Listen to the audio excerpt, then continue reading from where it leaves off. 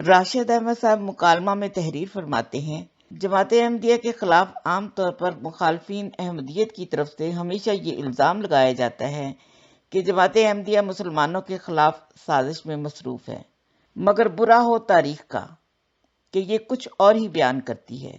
تاریخ نے ہمیشہ جماعت احمدیہ کو مسلمانوں کا سب سے بڑا خیرخواہ ثابت کیا ہے۔ کیا میں پاکستان کے حوالے سے کوششیں ہوں یا قائد اعظم کو واپس پاکستان لانے کا کارنامہ، کشمیر کمیٹی ہو یا تحریک خلافت کے ہنگام مسلمانوں کو خبردار کرنے کی مہم، جماعت احمدیہ کو تاریخ ہمیشہ مسلمانوں کا خیرخواہ اور وفادار ثابت کرتی ہے۔ بہت کم لوگ جانتے ہیں کہ کشمیر کمیٹی کے پہلے سربراہ جماعت احمدیہ کے خلیفہ دوم صاحبزادہ مرزا بشیر الدین محمود احمد صاحب تھے۔ 1931 میں مسلمان کشمیر کی حمایت اور ڈوگرا مہاراج سے ان کے حقوق دلوانے کے لیے ایک کمیٹی قائم کی گئی۔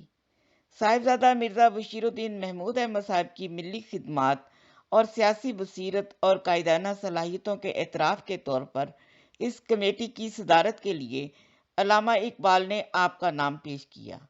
آپ کی رہنمائی میں کشمیر کمیٹی اور جماعت احمدیہ نے کشمیر کے مسلمانوں کی ناقابل فراموش اور تاریخ ساز خدمات انجام دی۔